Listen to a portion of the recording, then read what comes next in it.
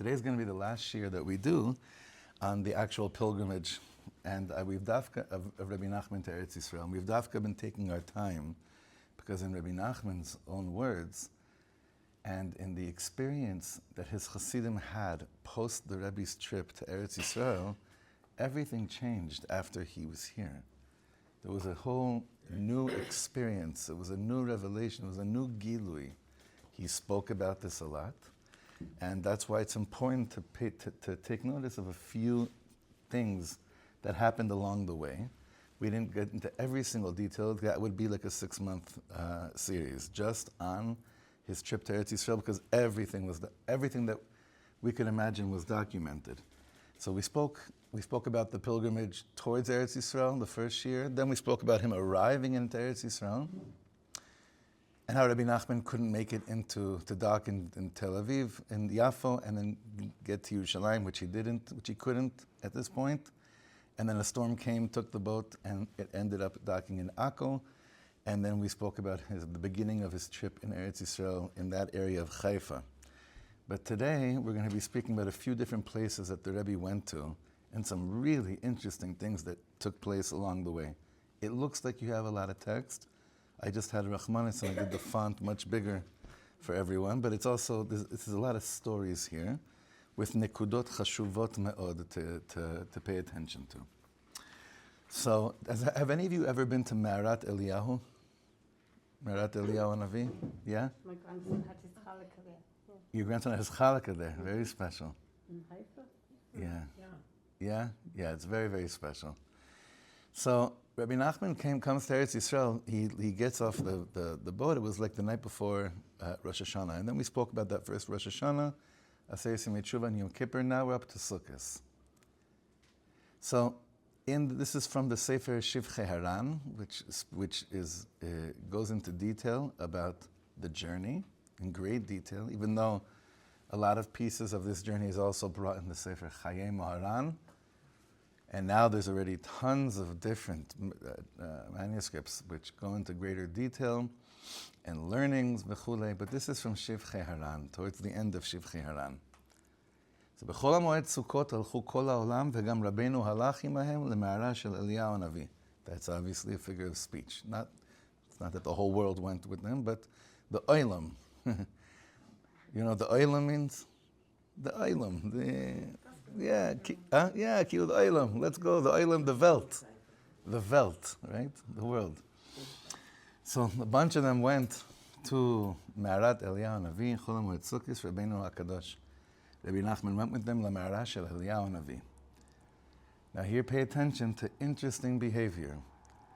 V'sham asu kol ha'olam simcha gdola v'rikudin mecholos et simchas beis ha'shoeva. It's Chol HaMoed Sukkos. Everyone's besimcha, v'hu lo haya sameach klal. Bless you. And Rebbe Nachman, it doesn't seem that he was really besimcha. Everyone's partying, and Rebbe Nachman lo haya sameach klal. רק ישב שם בהכנעה גדולה ובלב נשבר. He sat there with a broken heart. ושאל הרב רבי זאב את האיש שהיה עמו. There was this Reb Zev, which we spoke about him 2 times ago. And whenever it says האיש שהיה עמו, that's this mysterious shamus that escorted Rebbe Nachman during his journey, which we said that in Breslev, there's a Masara that this was his Talmud Reb Shimon. But then I learned from Rav Weinberger, he said it was Rav Yitzchak. So I'm not sure. He's the brother of Reb Chaikel. So, but for now, the Rebbe Nachman's right-hand man that went with him on this journey. So this Reb Ze'ev that was there asked the shamus, Maze ve'al maze, shu be'atzvus min Rosh Hashanah ad ata. Hashem yodeim tov hadavar. What's going on? We've seen the Rebbe from the moment that he got here till now, he's not showing any emotions. Why does he look so sad? וגם בשמחת תורה עשו הקפות בריקודין ושמחה כנהוג, בפרט שהיו אנשים חסידים. There were already Hasidim here in Eretz Yisrael. They're dancing, doing הקופס on Simchat Torah. והוא זיכרונו לברכה, רב נחמן היה גם כן בבית הכנסת, ולא רצה לעשות שום הקפה. Rabbi Nachman didn't want to get up to do any הקופס, any dancing, any סיבובים. רק ישב שם בהכנעה ובכפיפת ראש. He just sat there in a state of הכנעה and with his head bent. באחר שמחת תורה אמר לאיש שהיה עמו. Right after Yantiv ends, he tells his shamas, Baruch Hashem, פעלתי מה שרציתי על הצד היותר טוב ונכון. Which means, Baruch Hashem, I have accomplished what I set to accomplish by coming here to Eretz Yisrael in the best way possible. Rebbe Nachman says, in the best way possible. ואף על פי כן היה בדעתי להתממע כאן מחמס חיבור בארץ ישראל. And the truth is, I started thinking to myself, man, Eretz Yisrael is just משהו אחר. Maybe I'll stay here longer. אבל, ועכשיו ברצוני לנהוג נסיעות לבתינו לחוץ לארץ. But I want to go back home. I want to go back to חוץ לארץ. על כן, לך וסחור הספינה לאיסטנבול. Get the journey ready to go back home. Go and get us a place on a boat which will take us back to remember we were talking about the journey was through Turkey, through Istanbul. Let's get the journey, let's set it in motion. This is very interesting. V'lo ava ha'ish haya imo lishmo elav. He wouldn't hear him. V'mi'en linsua lebeito. He refused to start traveling back home. Ki amar sheretzono liot b'Tveria. Because this shamus said, I want to be in Tveria. Or that the shamus said, Rebbe, you said you wanted to be in Tveria. I don't know which is. So you said that he didn't want to be there at the beginning of his journey, right? No, I'm saying at a certain point he may have mentioned, I want to go to Tveria, and there's a great reason for it, as we'll see in a second. So whatever it is, it didn't happen. They did not go back home. Remember, we already said, when did he start going back home? After Purim. Nachon, after Purim time. Only then he starts going back home. So there's still a lot that takes place. We're not going to do a 6 month covering all these months, but this Yid said, no, it's not happening. So now Rebbe Nachman answers him and he says, מאחר שאתה מתהווה להיות בטבריה, it's your Indian, you have a taiva to be in Tveria, לך וסחור חמורים לשם. Go and get some donkeys and we'll travel from Haifa area to Tveria. Why? כי דרכו היה לבלי להתעקש הרבה על שום דבר. Rebbe Nachman spoke a lot about this, about the midah of akshanut. How do you say an akshan? Stubborn. Yeah, it was not, Rebbe Nachman's Indian was not stubbornness. He did mention stubbornness in one area of Avodat Hashem. And I was thinking about this a lot yesterday because I was sharing with the Chevra. I came to shul yesterday morning in a state of just katnus, like just feeling, I'm so sorry, Hashem, I'm not feeling, I'm not passionate. And I was like, what am I doing? Like, maybe I should just, maybe I'll wake up, I'll go somewhere, I'll daven fast. And then I remembered that Rebbe Nachman has a whole teaching where he says that sometimes the whole avodah of a yid is to dafka learn how to serve Hashem in a state of katnus. We all want to serve Hashem in a state of godless. Like that's what we think is always the right way. When I have to feel it. But Rebbe Nachman, as we see on this journey, teaches us that there's a big, big sod in discovering how to serve God. When we say katnus, it means, it can mean in a contracted state of mind, but what it really means is that when you're not really feeling it. But there's a whole avoda how to serve God when you're not really feeling it. You understand? But the Yetzer Hara comes and tells us, listen, if you're not really feeling it, don't be fake. Hashem wants authentic. You're learning Chassidus. You got to be authentic. And if you're not feeling it, don't put on a show. Rebbe Nachman says, don't put on a show, but serve God in the place that you're at, how you're feeling. So he wasn't into akshanas and stubbornness, saying, you got to be. He's like, okay, if this is what it is, this is what it is. It's very rare that Rebbe Nachman will say, this has to be like this, no matter what. Now this Indian of learning how to serve HaKadosh Baruch Hu in a state of katnut, we're going to keep on seeing this, not just in this journey, but throughout his life. This plays a very, very big role. Now we get to Tveria. B'sachar chamorim li'ir HaKodesh. Tveria, They got their donkeys, and they started traveling to Tveria. Just think about that. Rebbe Nachman of Breslev jumps on a donkey in the area of Haifa, and he rides to Tveria. That's a beautiful, scenic, that's just think about that thing. It's a beautiful thing. Today it is. Today it is. I don't know what it was back then. Why, because the type of donkey? No, the root. Meaning Israel became alive over the years, right? It probably had a natural. Yeah. Who knows what the other. Right. So I'll say like this.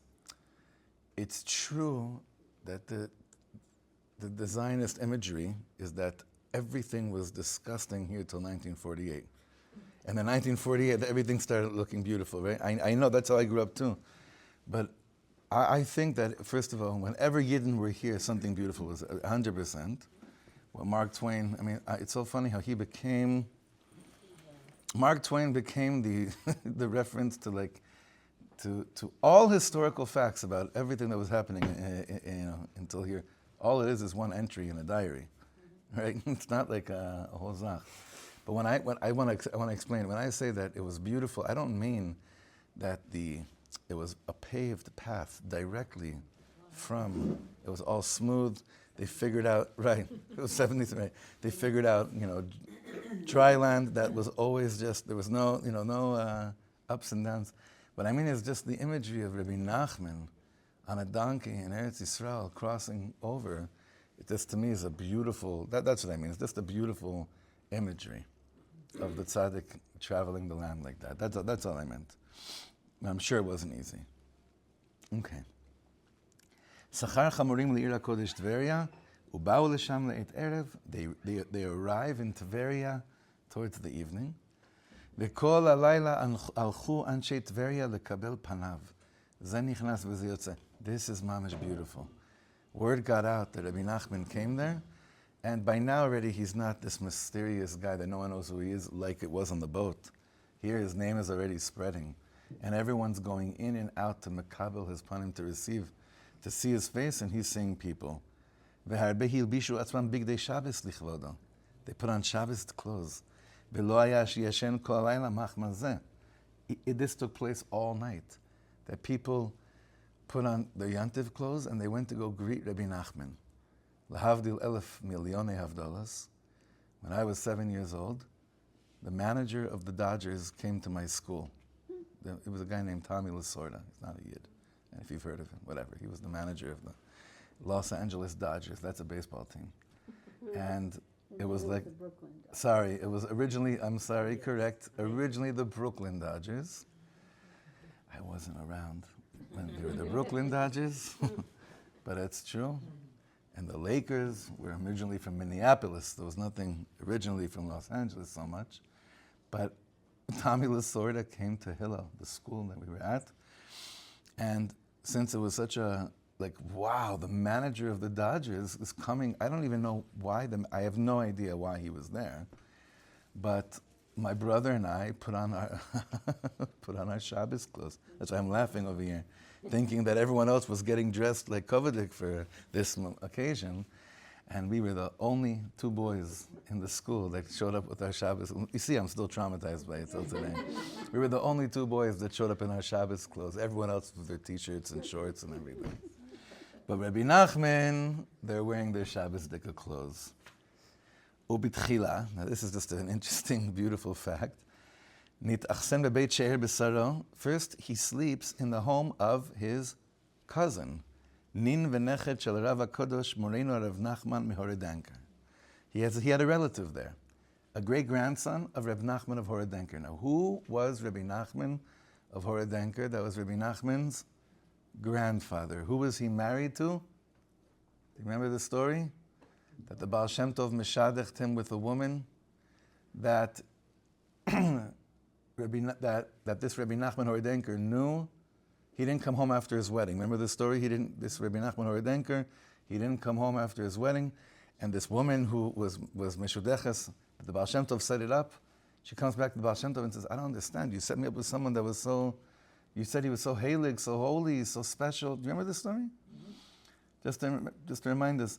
And So the Baal Shem Tov says, let me talk to him. So he calls in, he figures out where he is, and Rebbe Nachman Oredenker comes in, and the Baal Shem Tov says, why aren't you going home? And he says to the Baal Shem Tov, if I know, you know. He says, yeah, I do know, I just want to hear it from you. He says, Rebbe, you know that the moment she gives birth, she's going to die. And I cannot come home and have it, I can't be the conscious cause of this woman's death.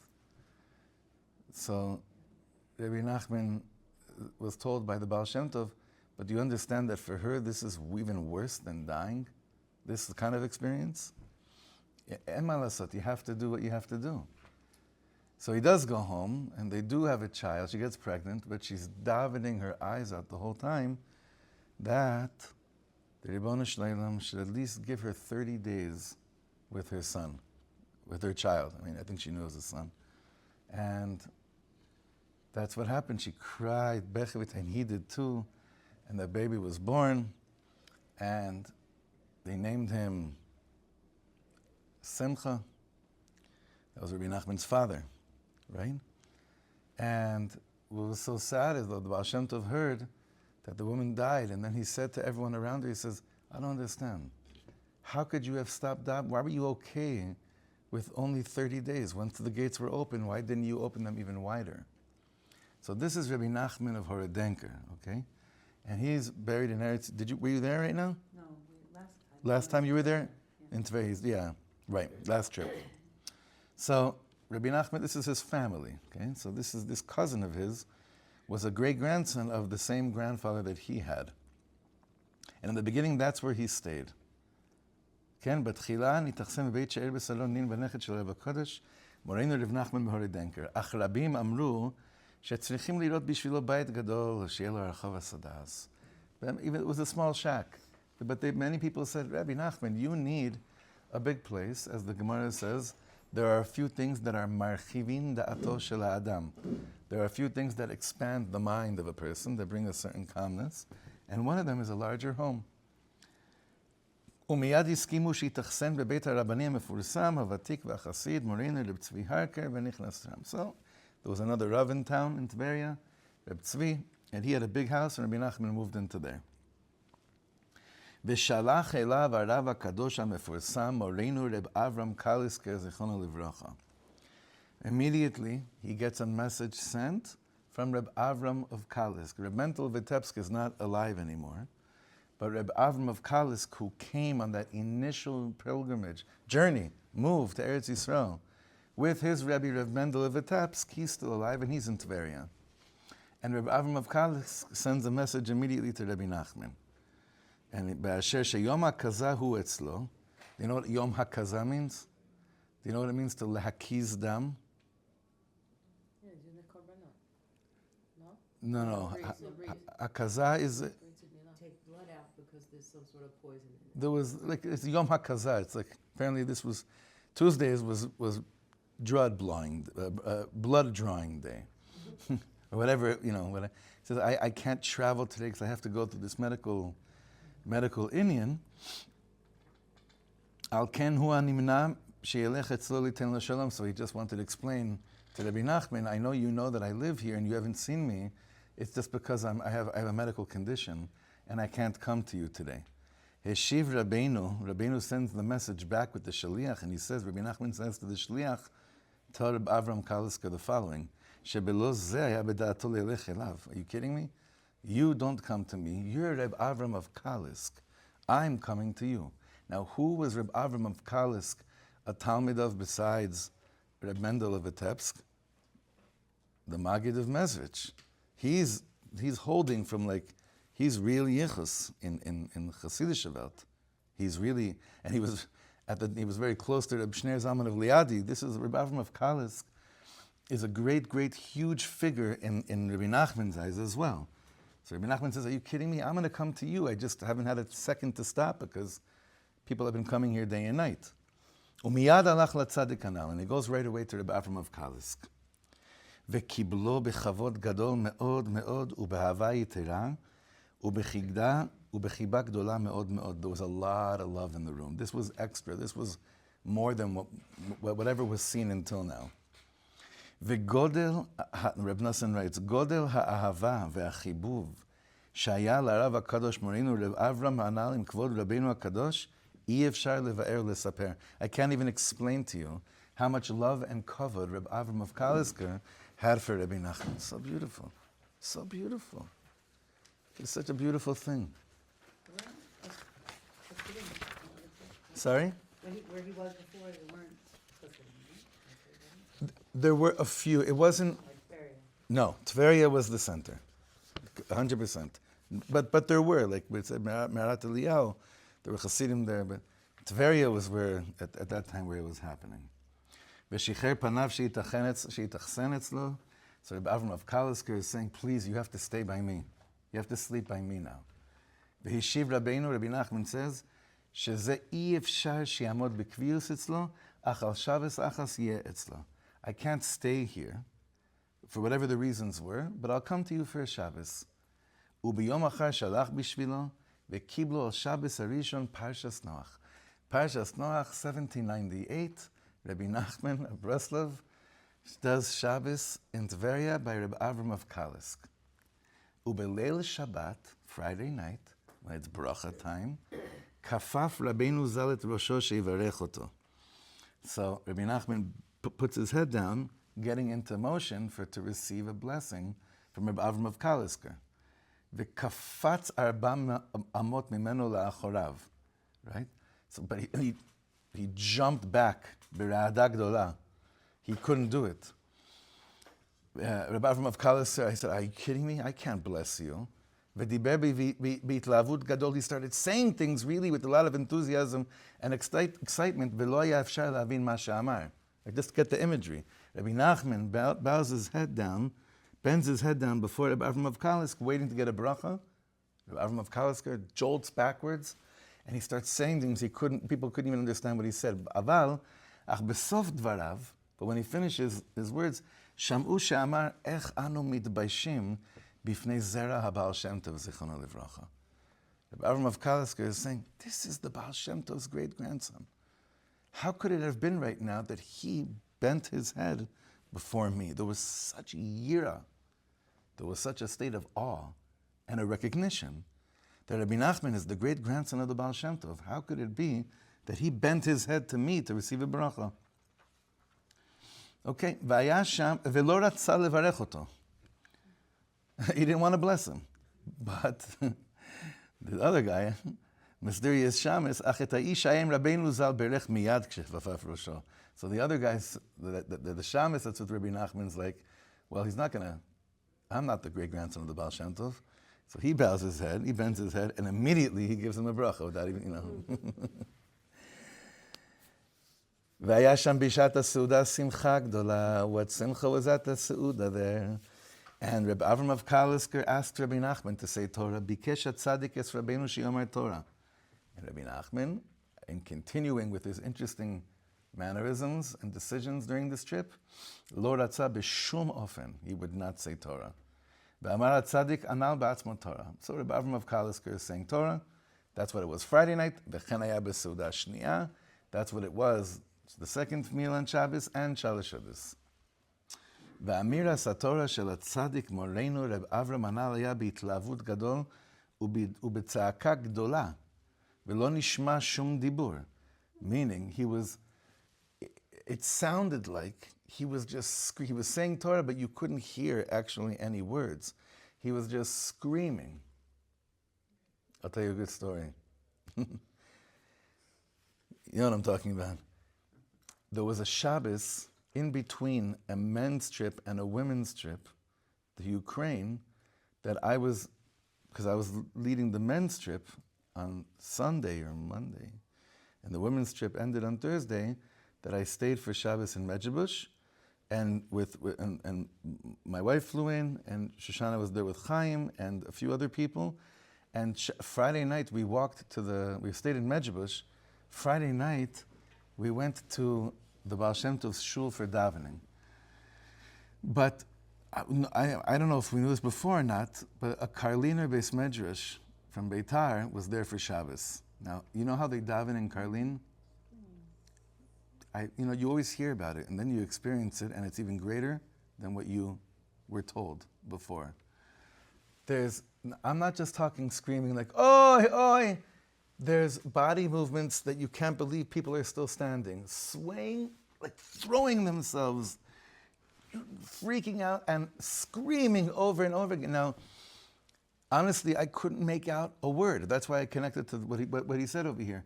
I couldn't hear. I didn't know where they were on davening. I started mincha 3 times till I realized they didn't even start mincha yet. Kabbalah Shabbos was the same thing. But you know what? They were for sure. They were davening. That's for sure. What they were saying, I have no idea. I don't know where they were. But I heard such scream. Literally, I was closing my eyes and the whole image, the whole scene of walking around Mejbush on a Friday night, davening in the makom of the Baal Shem Tov HaKodesh. Anyone that's ever been in that shul, Jess, I think of you all the time over there. Anyone that's been in that shul knows that you're whether you like it or not, you're taken captive. Whether you like it or not, you can come into all your machshavas. I'm not feeling it. It's mamish walking into a completely different dimension. That's what it was like in there. But you couldn't hear what they were saying. Rebbe Avram of Kalisk is screaming Torahs. And he's really saying Torahs, but no one can hear what he's saying. But one thing he does, but like he says over here, Lo nishma shum dibur. Rak lebasof siyem, but he ended over here, Kach hu ikar avodas abore izbarach. This is what it means to serve Hashem. ורבנו ז"ל היה משבח ומפאר את התורה שלו בערך, בלי ערך כמעט שאין דוגמתו. Now, we don't see a lot that Rebbe Nachman goes out of his way to leshabeach, lefaer others. Not because he, God forbid, has anything against others. Just Rebbe Nachman didn't mince his words. He was very careful with his words. But when it came to the Torah of this tzaddik, Rebbe Avram of Kalisk, bli shum erech, Rebbe Nachman writes, like he speaks about it, about his Torah in such a high level that we have no other example of this. The Gam Anochi Shamati, Rebbe Nachman says, Gam Anochi Shamati Piva Kadosh, She'amar, Sheshleimus haya rak laTzadik Morenu harav Avram. This is an interesting statement. Shleimut, meaning the complete picture of being a Jew and an Eved Hashem, only Rebbe Avram of Kalisk has. Va'amarli halo ra'iti kama tzaddikim. I've seen tzaddikim, and remember, Rebbe Nachman has seen the greatest of the Talmidim of the Baal Shem Tov from the moment he's born, because the tzaddikim, where Rebbe Nachman's born at the Baal Shem Tov's house in Medjugorje, and the tzaddikim would come right there, and even after the Baal Shem Tov died.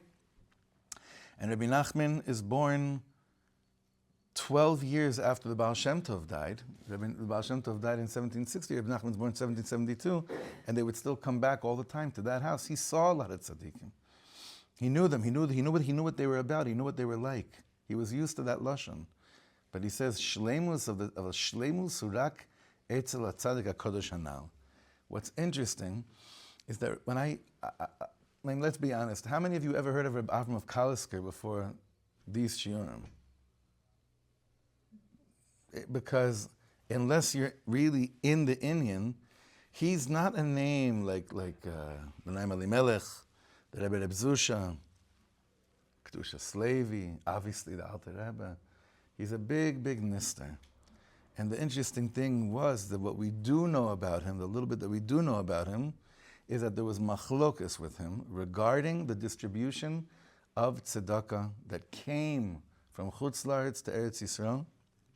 In the beginning of the story of Rebbe Nachman coming to Eretz Yisrael, they suspected him as being someone that was going to cause a lot of machlokas, like we learned 2 times ago with Rebbe Avram of Kalisk. The love that these two had, the covet these two had for each other was amazing. You want the air on now? Sure. It came from, I asked if you wanted, and this room is, we're good. No, this room is very funny. It goes back and forth. There's no derech hamemutza here. There's no memutza. There's no, okay. Now, can you imagine Rebbe Nachman going to Reb Shimon Bar Yochai? Because now he's going to Meron after Tiberias. And Rebbe Nachman is on his way. Now this is incredible, as you know. the intro to Likutei Moharan is a whole teaching about the Kedusha of Rebbe Shimon Bar Yochai. And Breslovers always say that Rebbe Nachman was showing here that he is directly the same neshama of Rebbe Shimon Bar Yochai. There's a famous story that it's a long story, I'm just going to get to the end of it, that one chassid was trying to explain to someone why Rebbe Nachman began Likutei Moharan with this whole thing about Rebbe Shimon Bar Yochai, or why it was added into there. It's a long story. And then this chassid said, what do you mean? Shimon ben Yochai is the same gematria as Nachman ben Simcha. You could try it. You'll see that what I said is accurate. It's true. So there's a lot going on here. So just imagining now Rabbi Nachman coming to Meron. So first, though, halach Rabbeinu Zal sham al kever skeno Rabbi Nachman. First in Tveria, he goes to the gravesite of his grandfather Reb Nachman Horadenker, his namesake. So those of you that have been there, you stood in a place that Rabbi Nachman Breslover stood as well. Begam sachru chamorim, then they got more donkeys. V'nasu al kol ha'me'arot. There were tons of caves. There still are tons of caves in that whole area. Tveria to go to Meron. Ubevoam le'me'arat Reb Shimon ben Yochai. Azai b'nei ha'neurim. There was a bunch of youth that would join them. Asku b'tfila ubelimud zohar. Kasher pakad alehem zuz zichron livracha. Rabbi Nachman told whoever came with him to Reb Shimon Bar Yochai, you got to daven and you got to learn Zohar throughout the night. Umimenu, but Rabbi Nachman's doesn't seem like he's doing what he told. Lo ra'u shum davar. On the outside, you didn't really see much. Rak haya sameach ad me'od. He was just very happy. Ubechol et ba etzel ha'ish haya imo v'amar lo ashrecha. And he'd keep on coming to his assistant and saying to him all the time, and we've seen this from the beginning of the trip, he would always go to his assistant and say, Ashrecha, meaning, it's so good for you that you're here, it's Ashrecha, praiseworthy, Ashrecha, Shahita imi, he would say. Ubalayla halach mi cheder lecheder, and at night, Rebbe Nachman is going from room to room in Meron. Be'izirotam lomar Zohar v'chayetze b'zeh, and he kept on telling them, you are here to learn Zohar HaKadosh. V'hu ba'atzmo lo amar klum, but he didn't say anything. That means he was walking around with a nigun in his heart and coming out of him, singing a certain nigun. What we wouldn't do to figure out what Rebbe Nachman was singing while he's in Meron. I mean, I have a lot of speculation, I have a lot of ideas what it might be, but imagine that. Vayabes simcha gdola ad or hayom. And until dawn, he was in such a great state, elated state of joy. Uchshe'ir hayom, the morning comes, amad betalit betfilin, v'itpalel kama sha'ot. He's davening for a few hours, the talis and tefillin. Umisham nasai mehem lemerat Hillel. He goes to the cave where Hillel's buried. And they even know, v'sham amar, gamhu kapitel lamed gimel v'lamed daled. He said the 33rd and 34th chapter of Tehillim. V'sham gam ken haya b'simcha gdola. Even there, he's in a great state of joy. Umisham alchu lekever Shammai. Then they go to Shammai's grave. Sham nafal alav atzvut. He starts to get really sad. Ve'amar shetmiya gdola etzlo zot. And he even said, I didn't really see that one coming. Like that's what he's basically saying. It's like, I don't know where this came from. Ve'achar kach amar sheyesh terutz al zeh. But then he said, oh no, there's actually a reason why I got so sad. As we reached the kever of Shammai, Velo gila ha-teirutz, but he didn't explain what the teirutz was. Umisham nasu lishar me'arot, they're going to all these caves. Ubevoam lahar agadol, they come to a great mountain.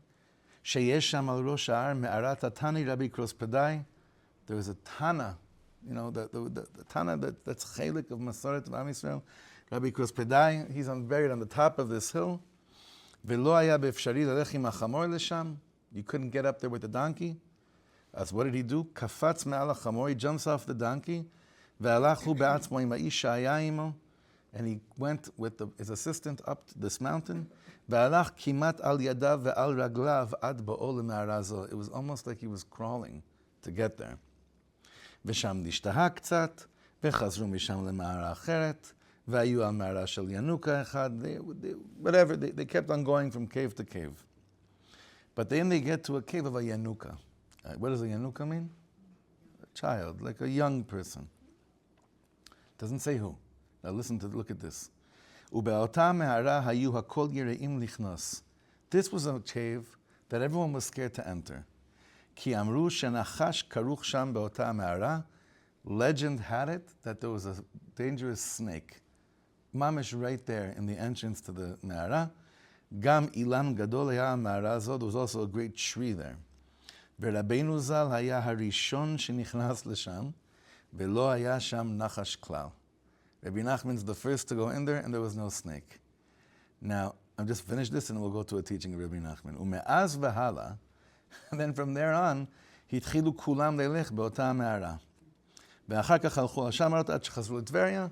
Now, there's a teaching in Sichas Haran, it's brought down, I believe, where Rebbe Nachman explains that, he says, you know what the Yetzer Hara is? You know what it looks like?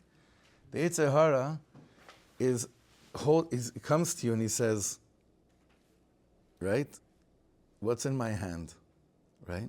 In here, right? This is what you want, right? This is mamish what you want. You can't see it.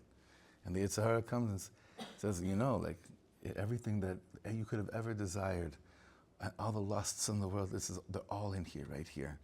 And then Rebbe Nachman says, the Chacham knows, all you got to do is ask the Baal Davar, ask the other side, just open your hand. The whole world is scared.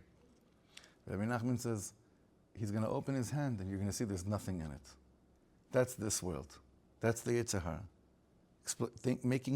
Bringing you to this illusion that everything all the desires and lusts, they're really right here, and you're working so hard, but like a nachash that's in a me'ara that there wasn't.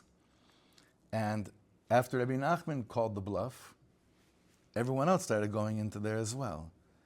And I think that maybe, perhaps we could say that a lot of beautiful heilige neshamas that have felt tormented by their machshavas, by where their thoughts have taken them. Rebbe Nachman comes and tells them, listen, come with me, we're going to open this hand together, and you're going to see that there's nothing here. And now you could walk through. And now everyone else can walk through. And I feel that that's something that Rebbe Nachman did throughout his life. And there's much more to say about what I just said right now. I do want to just finish what we planned for today, but keep that in mind. Maybe we'll get back to there one day, because Rebbe Nachman speaks about this explicit mamish, clearly talking about the illusion that the Yetzer Hara presents before all of us. And all you got to do is call out the illusion, call out the bluff, and open the hand and realize there's nothing in there. Now, turn the page. Over here, what we're going to be now. I dafka didn't want to. There's so much more to discuss regarding the trip and things that happened and wild things that were happening in regards to the war that was taking place back then with Napoleon. Rebbe Nachman goes back to Tveria. He got stuck in Tveria. Goes to Tzfat. In Tzfat, he was there for a few seconds, but rumors spread that Napoleon's about to conquer Tzfat. So they kept on running around. Then they go to Akko and they're trying to get out. They can't get out. It's a very long story, and it's very incredible. It's very thought-provoking, v'chulei. But what I want us to remind ourselves what Rebbe Nachman was doing in between all these things that were happening to him. ובארץ ישראל היה עוסק בתורה ובתפילה, ובכל יום כתב בעצמו תורתו. Rebbe Nachman was busy writing Torah every day that he was here. והיה מתפאר מאוד ואמר, שהחילוק בין תורס חוץ לארץ לתורס ארץ ישראל, כרחוק מזרח וממערב. That the distance between the Torah of Galus and the Torah of Eretz Yisrael is as distant as east to west. It's as far as from east to west. ובכל יום ויום, every day that Rebbe Nachman was here, הלכו אליו הגדולים עם הקטנים לשמשו, כדי לשמוע חוכמת תורתו הקדושה והנוראה מאוד מאוד. Parents would take their children, saying, this is something you've never seen before, and you'll never see again. And they would come and hear Torah from him. ופעם אחת, this is amazing, פעם אחת בא אליו אחד מהגדולים, they didn't mention his name, but a big גדול שהיה חשוב מאוד בארץ ישראל ובחוץ לארץ. This was a famous, well-known gadol both in Israel and outside the land. וכילסו שהוא בקי בכל הש"ס כמעט בכל בעל פה ושהוא גם כן ממורה קבלה. They said about him, this gadol knows Shas inside out and also knows Kabbalah. Now you have to understand, Rebbe Nachman knew Shas inside out, upside down, fold it over, open it up. Rebbe Nachman is, as you learn any teaching in Rebbe Nachman, he'll quote half sentences in a Gemara and Yevamos, tie it to a Zohar in Parshas Pinchas, and that Rebbe Nachman's holding right there. It's one of these brains we can't fathom. Ubayil Rabbeinu, so this Rebbe comes to Rebbe Nachman, ve'ezir leotzi kol ish me'aleim. And the entourage that came with him, and whoever was with Rebbe Nachman, this gadol said, everyone's got to get out of here right now. Ve'lo amad ish itam b'idva adam yachad. No one stayed besides one person. Maybe Rebbe Nachman was adamant on this. Acha ish anal shayim Rabbeinu nishar shama. But this shamus stayed there. So this gadol comes to Rebbe Nachman and he says to him like this: Yadanu shekvod torato lo ba le'eretz Yisrael keshar hahamon b'mochin de katnus. We know that you coming to Eretz Yisrael is not like the way most people come to Eretz Yisrael. And he calls him out here. He says, Dahainu kedei lelech arba amos ben Eretz Yisrael v'yeh ben olam haba. Because there's a statement that says, anyone that walks 4 amos in Eretz Yisrael merits to be ben olam haba. He says, we're calling you out. We know, even though you've been saying that, we know that's not why you came here. Oshar machshavos ke'elu kederach hanashim pshutim. You're not here as a Rav. You're not here as a tourist. Rak bevadai kvod torato balechan b'mochin de gadlus. We know you're here for something much bigger. You gotta stop this concealment game and reveal what's going on. You came here lif'ol hasaga gdola ba'avodas habari yisbarach. You came here to Eretz Yisrael to connect yourself to a much greater level of serving Hashem that only exists from receiving the light from here. Al kain. Retzonenu leida be'ezer nekuda minekudas Eretz Yisrael nichnas kvod Torah. So we want to know from what point from Eretz Yisrael, through where in Eretz Yisrael did what you're really here to accomplish, where did it go through? Now, I don't know if he's speaking about a location or he's speaking about a mahalach of thinking, like where did things start happening for you? But he basically wants Rebbe Nachman to reveal himself and to reveal why he's really here. Because it was very, very unheard of that someone would make such a pilgrimage, especially the Baal Shem Tov's great-grandson. And we want to know, Umahu rotze lifol kan ba'avodas habare, v'ani muchan lesharso begufi ubenefesh ruach neshama sheli. And this tzaddik said to Rebbe Nachman, and I'm telling you, right now, I'm yours. You just let me know what this inyan was. And I am fully subdued to you. I'm mamash yours. Ve'yeshiv lo Rabbeinu, Rebbe Nachman answers him, Yedid nafshi, al tetzar oti b'davar zeh. Please, you're giving me ogmas nefesh. You're causing me pain. Ki lo davar kalu legalos lachem. I can't really reveal it to you. Chas v'shalom. Ma avodah azot u'bishvil ma bati lepo. V'ulei ani mushba ve'omed al zeh. Maybe I took upon myself an oath to not reveal, and now you're pushing me. And of course I want to reveal, but I took this upon myself. He's hinting to him. Don't cause me this sadness and pain. But this Rav, he was in action. He was stubborn. He was persistent. I had a friend one time came to the Amshnover Rebbe for a tish. And by the tish, the Rebbe sometimes gives out plachim tapuzim, like orange, not full oranges, but maybe sometimes just one piece of an orange or apple. I was there once, I got an apple, piece of cake, something. And he would, and he gives you l'chaim, and he looks into your eyes, and he tells you l'chaim tovim u'l'sholom for like a minute, each person. And that's a very long time to say 3 words. Think about it, right? It's 20 seconds a word. This guy wouldn't have it. And he threw the orange back at the Rebbe, and he said, you are so much greater than this. Tell us who you really are and what's really going to be. Before you even get the words out, the shamas took this guy, threw him across the room. This guy was out of there. The tzaddikim are doing what they're doing. You see by the Rebbe sometimes in these videos, people come to the Rebbe. Sometimes you have like old Moroccan women that, see, it's always like an old Moroccan woman comes to the Rebbe and says, reveal yourself, The startling video of a woman that lost a son. And she said, I want my son. I want my son. Reveal yourself. Come and say, Mashiach's here, you're Mashiach. Bring Mashiach now. I want my son. I want my son. Groner is usually very, makpid. The secretary, the few of them were, when these things would happen, I've seen videos where they really take the person out, but this time they didn't. The Rebbe didn't motion to, and it's very interesting, the back and forth, like people when they become persistent with wanting something to happen. This tzaddik comes to Rebbe Nachman, and he's not, even though Rebbe Nachman just said, what you're doing is making me feel so sad. And the guy's like, I don't care. There's a bigger purpose here. You reveal why you're here. What are you doing here? Teach us. What does it mean to come to the Holy Land? Teach it to us.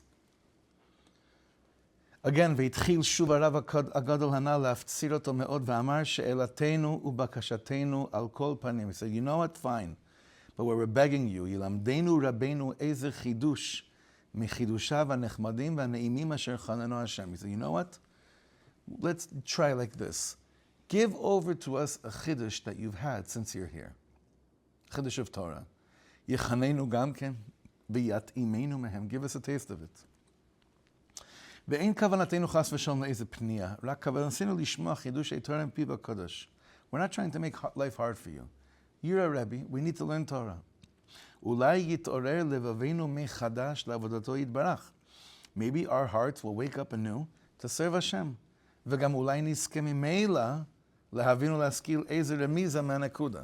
And maybe through the Chiddush of Torah you're going to say, we could understand what we really want to know. Which is, what is this inyan that you're here for? And how did it work? How did it happen? מיד התחיל רבינו ז"ל להתלהב מאוד ברשפי שלהבסקה. Rabbi Nachman's face became like fiery coals. פניו נבערו ונתלהבו כלפידים ממש. Rabbi Nachman's face started looking like beams of fire. ומחמס הסלבוס תיסמר שערס ראשו. Veishlich hakova elyon merosho. His hair even started like flying back, and his hat came off. He threw his hat off of his head because it was burning too much. Veitchil ledaber beloshon zeh. So he starts to say like this. Hayadatem sod kavanos tefillin. Do you know the secrets of the kavanah of tefillin? Meaning the inner dimension, the pnimius of why we put on tefillin. Heishiv lo hanal k'tzatz kavanos. So this Rav, remember the one that was thorough throughout all of Shas and Kabbalah, so we started sharing with him some of the things that he knew. And then Rebbe Nachman says to him, Amar lo lav, lo zo haderech shel kavanos tefillin. V'kevan she'enchem yodim sod kavanos tefillin, einchem yodim sod arba ruchos shel Eretz Yisrael. And since you don't really know the secret of the kavanah of tefillin, that means you don't know the secrets of the 4 winds of Eretz Yisrael. ועכשיו אתחיל לגלות לכם איזה רמז מזה. And now I'll reveal to you a little bit of a remez regarding this matter. ויהי, this sounds like a movie, okay? It's trippy. ויהי כאשר התחיל לדבר, Rebbe Nachman starts to reveal, התחיל לצאת דם מגרונו. He starts bleeding from his throat. ואמר לחכם הנ"ל, אתה ראו, now look with your own eyes, כי אין מסכימים מן השמיים לגלות לכם דבר. They're not letting me.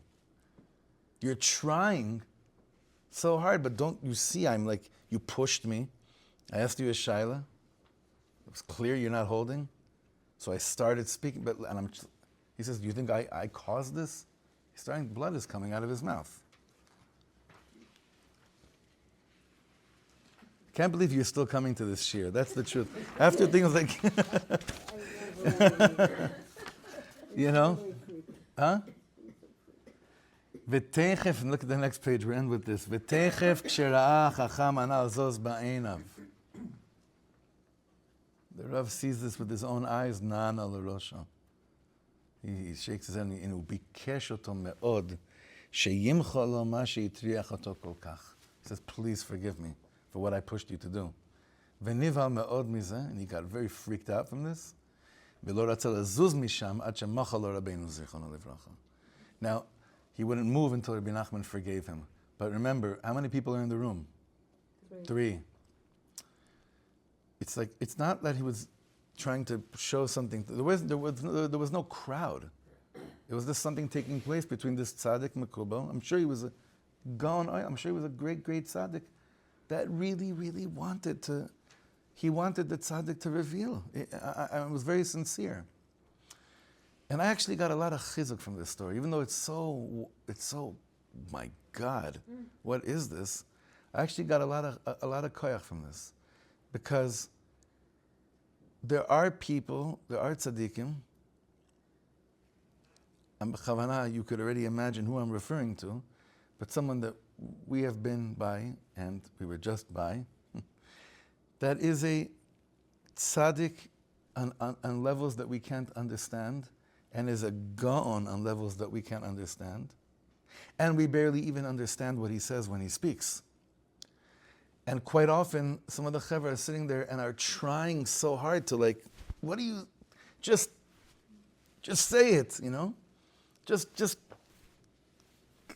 please, you know? And it's coming from a real ratzon of wanting to remove concealment from this world and have clarity of what's going on. But the tzaddik that's operating in this world, he's constantly being monitored by Shemayim to see how he is holding the secrets that were placed within him. They're not, huh? That'd be so hard for them. I can't even imagine what life is like, you know. I have no asaga in these things. Maybe some of you do. I know this, meaning I understand what I'm saying, the words that I'm saying right now, but I can't imagine what that's like. But when I see Rebbe Nachman saying, you want to see what it's like? You know what? I'm going to give it to you. And then from Shemayim they say, yeah? That's why we trusted you with the secrets that you have, that you know? So we're going to stop here. I have to run, but what I wanted to get to from this last story is that as we continue to learn about Rebbe Nachman, understand, whatever he revealed was an iota of what was actually happening in here, but it was whatever he did reveal was in constant, what's the right word? Haskama.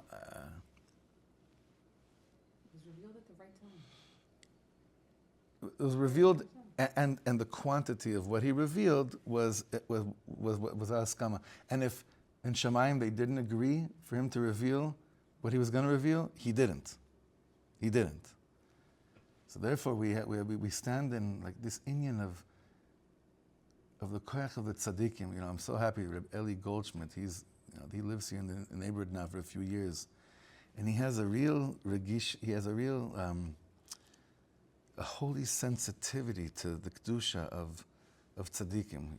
He has this inyan. I love when he speaks about this. He gave a chabur Shavuos night to the men, and he spoke about it so beautifully. And he has kesher to different tzaddikim, and it's something that I bless us with, not to, like, we've come to this, like, generation of chutzpahs, even, like, people are saying, if the tzaddikim were really, really, really for real, then they would just, you know, end everything, you know.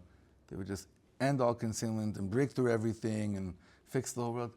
Ma la'asot, the tzaddik is mamish, a shliach from Shemayim, the Ratzon of Hashem. We have no hasaga with these things. And Rebbe Nachman, as much as you thought he was mysterious before you came to this shiur, he's infinitely more mysterious after hearing a story like this. But these experiences, these back and forths that he had with the tzaddikim in Eretz Yisrael, the davening and the prayers that he had on the kvarim that he davened by when he was here, this paved the path for what becomes Breslov. Because Rebbe Nachman is still known here as the Rebbe of, do you remember what we said last week? Medvedevka. Medvedevka. He didn't get to Breslov yet. He gets to Breslov in 1801 or 1802. He's not even in Breslov yet. He's traveling around. Now, what's going to be Gewalt is that on his journey back from Eretz Yisrael, he meets some incredible people, and we have amazing documentations, and I believe next week we'll be up to it, that we're going to go be'iyun into the meeting that Rebbe Nachman had with the Alter Rebbe, with Reb Shneur Zalman of Liadi. That's what you think. Okay, it should be a Mashiach Dika week.